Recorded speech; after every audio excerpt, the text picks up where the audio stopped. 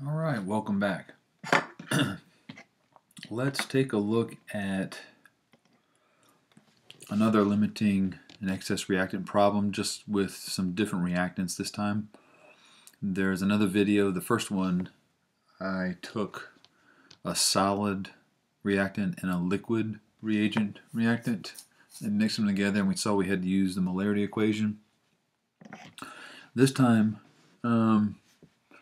we're going to do something a little bit different. We're going to take a look, instead of looking at the volume and mass of one, we're going to look at the mass of two different reagents and just kind of go from there and see what happens. And so let's just go ahead and get started.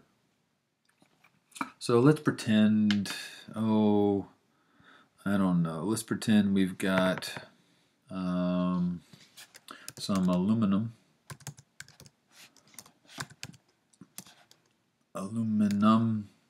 and bromine react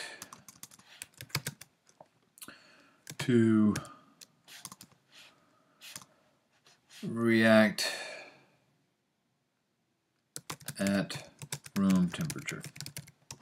I'm just going to leave it at that. All right. Yes. Okay. All right. So they react at room temperature. Let me get this out of the way. I'll put that there. Maybe I'll make that bright. There we go. So that's our problem. Aluminum and bromine react at room temperature. Well, let's figure out what we got here. We're going to need a reaction for this. All right, so aluminum. So obviously this is just plain old aluminum. And so that would just be like, you could take some aluminum foil, that'd be a solid. And I just don't like how that looks. Let me go back here. All right, so we've got some aluminum, and it's a solid, right? And we got some bromine. Doesn't say, it just says aluminum bromine, so those are just the plain elemental forms. If you look on your periodic table, you'll notice that there are different symbols, kind of fonts or shapes, colors. So if you look over at your reference sheet, you'll notice that things that are in bold font let you know that at room temperature it's solid. That if you have that open font where it's kind of like a space, there's the space in it, it's like blocks, like block lettering, it's a gas. And if it's italicized, it's a liquid at room temperature. And you'll notice bromine is italicized. And since I just told you room temperature, that means we need a lowercase l because we're at room temperature. But we can't forget that bromine also, in its elemental form, will form a diatomic molecule. Okay. So both of those there. So now we just need to write our reaction. Well, we know aluminum. We need the aluminum ions, and we need the bromide ions. So looking at this, remember our basic chemistry, +3, -1. So we would need 3 of these and 1 of these so that we could get, see, we need 3 of those. And 1 of these. 1 times 3 is 3, 3 times 1 is 3, and that would give us aluminum bromide. So we know we got aluminum bromide. Okay, this is scratch work that we would do somewhere else, so I just did some scratch work in case you needed that reminder, but we don't need it anymore, so I'm getting rid of it. And this is going to form a solid. This will be a solid substance that forms. The next thing we have to do is we need a balanced chemical equation. So we look here, we realize 1 aluminum here, 1 here, 2 bromines, 3 bromines. Immediately when you see that you've got 2s and 3s, you start thinking common denominators. What's a multiple that they evenly divide into? And for us, for this, we know that 2 and 3, the multiple would be 6, so 2 would go into 6 3 times, right? So 3 times 2 would be 6 bromines, and then 2 times those 3 would be 6 bromines. So the bromines are balanced. Now that we have 2 aluminums here, we have to come over here, put that 2 right there, and now we have a balanced chemical equation. Now we can do our stoichiometry. Okay, so from this, now we need to know what we've got. So I'm just going to make some numbers up. Be honest with you, I haven't even done the math on this. Let's just make some numbers up and see what happens. Hopefully the answers won't be too terribly crazy. So let's just say we have 1.50 grams of aluminum. And then even though this is a liquid, we pour it into a container and get the actual mass of the liquid itself without having to worry about the volume. And when we get the mass of it, we see that we have exactly 1 gram of mass. So the question is how much of this product can be made? Well, here's where again figuring out which of these is the limiting, which is the excess reactant. This is where the math is going to give us a hand on this. So we do this one at a time. We're going to just do the aluminum first. We're going to completely ignore this. We're going to do everything from the aluminum to this product. So we've got 1.50 grams of aluminum. All right, and so if you look on the periodic table, aluminum is 26.982, so we'll go with 26.98 grams of aluminum for every 1 mole of aluminum. We need that's the molar mass. Okay, you should notice that grams of aluminum cancels out. Now we need the ratio. Now that we're in moles, we need this unit brought down here. Now we can compare moles of aluminum to moles of the aluminum bromide. Here we see there's a ratio of 2 moles of aluminum for every 2 moles of aluminum bromide. Notice moles of aluminum goes away. All right, so now at this point, convert moles into grams.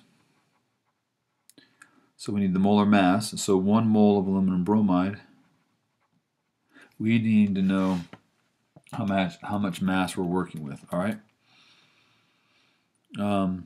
So aluminum, we see we've got 26.98 plus we've got 3 bromines. So 3 times bromine is what, 79.904. So we're going to go 79.90. Of course, that's 3 times that. You should get 266.68. Let me do that again just to double check my math. I always like to double check my math. Plus 3 times 79.90, 266.68. So we've got 266.68 grams of aluminum bromide. Moles of aluminum bromide canceled out. All right, so we've got 266.68 times 2 times 1 times 1.5. All right. That gives, and then that gives us 800.04 on the top. All right. That gives us 800.04.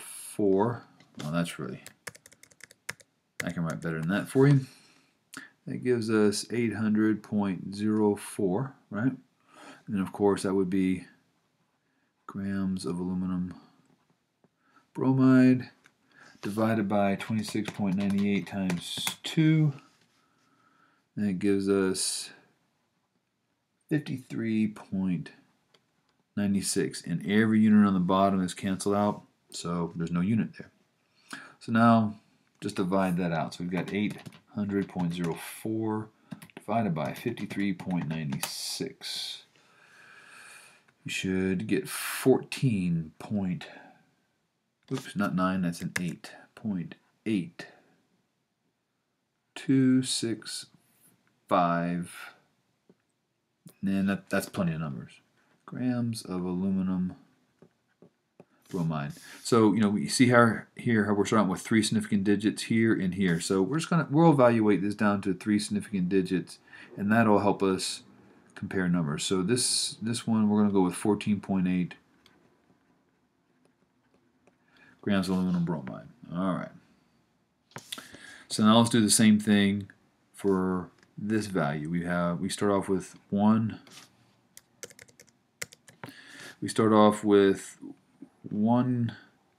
gram of bromine. Wow, that's pretty horrible. Much better, sort of. Okay, we got 1 gram of bromine. All right, so that's a bromine molecule, right? So now we're going to need the molar mass for bromine. So how many grams of bromine are there in 1 mole of bromine? All right, well, bromine, remember, is 79.90, so 79.9 times 2, because there's 2, right?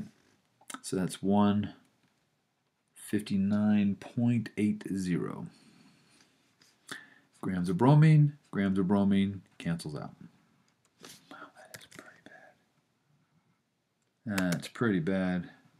I'm having a hard time drawing straight lines here, but that'll work. All right. So now, bring down moles of bromine. And let's compare moles of bromine to moles of aluminum bromide.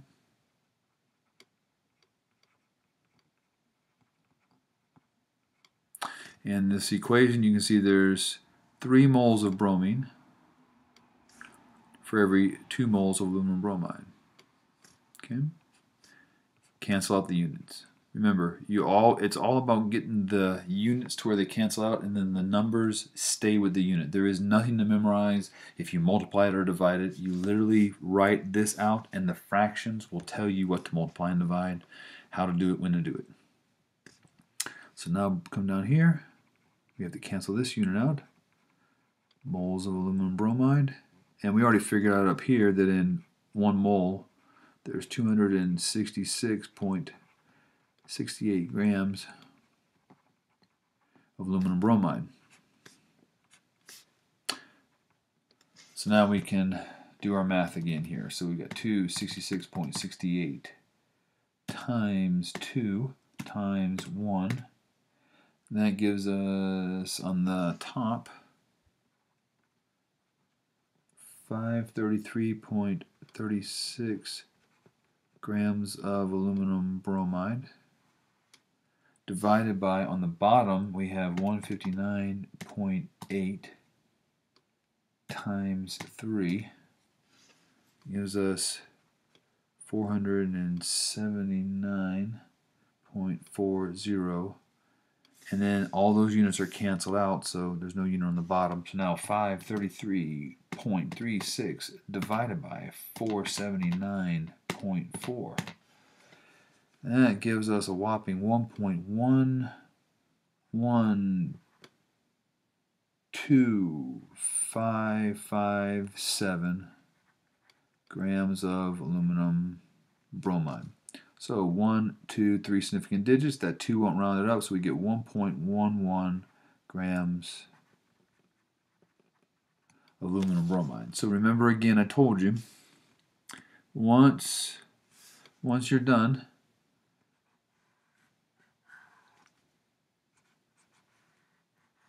you'll notice both these numbers have the exact same unit. Since the unit is the same, you can compare the values. 1.11 is less than 14.8. So,